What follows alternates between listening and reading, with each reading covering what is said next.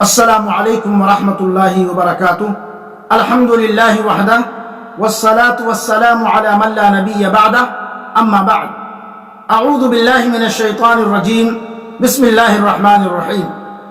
انا انزلناہ فی لیلۃ القدر وما ادراک ما لیلۃ القدر، لیلۃ القدر خیر من الف شہر۔ یقیناً ہم نے اسے شب قدر میں نازل فرمایا۔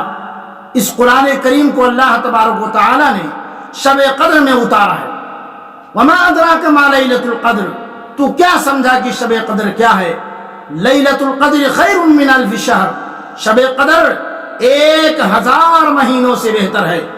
معزز سامعین کرام و مشاہدین اعظام، آج کے نشست کا موضوع ہے لیلۃ القدر کی فضیلت۔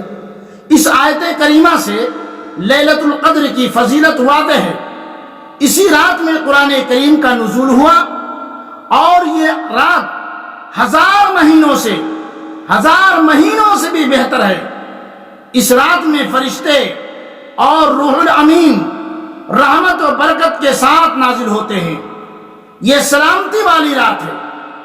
میرے بھائیوں، یہ اس قدر عظیم رات ہے کہ اس میں فرشتوں بالخصوص جبریل علیہ السلام کا نزول ہوتا ہے، ان کاموں کو انجام دینے کے لیے جن کا فیصلہ اللہ تبارک و تعالی اس سال کے لیے کرتا ہے۔ یہ مکمل رات سراپا امن و سلامتی والی ہے۔ مومن بندہ شیطان کے شر سے محفوظ ہو کر رب کی خالص عبادت کرتا۔ اس رات سال میں ہونے والے موت و حیات اور وسائل حیات کے بارے میں سال بھر کا فیصلہ کیا جاتا ہے۔ اللہ تبارک و تعالی قرآن کریم کے اندر ارشاد فرماتے ہیں، فیہا یفرق کل امر حکیم، سورہ دخان کے اندر ہے، اسی رات میں ہر ایک مضبوط کام کا فیصلہ کیا جاتا ہے۔ حضرت ابو ہریرہ رضی اللہ تعالیٰ عنہ سے روایت ہے، رسول اکرم صلی اللہ علیہ وسلم نے فرمایا، من قام لیلۃ القدر ایمانا واحتسابا غفر له ما تقدم من ذنبه، متفق علیہ۔ رسول اللہ صلی اللہ علیہ وسلم نے فرمایا، جس نے لیلۃ القدر میں ایمان کے ساتھ ثواب کی نیت سے قیام کیا، اور اس کے گزشتہ تمام گناہ اللہ رب العالمین معاف فرما دیتے ہیں اور معاف کر دیے جاتے ہیں۔ میرے بھائیوں، لیلۃ القدر کی فضیلت میں سے ایک اہم فضیلت یہ ہے کہ یہ قرآن جو لوگوں کے لیے دستور حیات ہے، جو لوگوں کے لیے دستور حیات ہے، مشعل راہ ہے۔ اس میں مومن مرد، مومنہ عورت لیلۃ القدر کی سعادت سے محروم رہنے والا وہی شخص ہے جو اس رات سے محروم ہو، وہ بہت ہی بدنصیب عورت ہے جو لیلۃ القدر کی رات سے محروم کیا جائے۔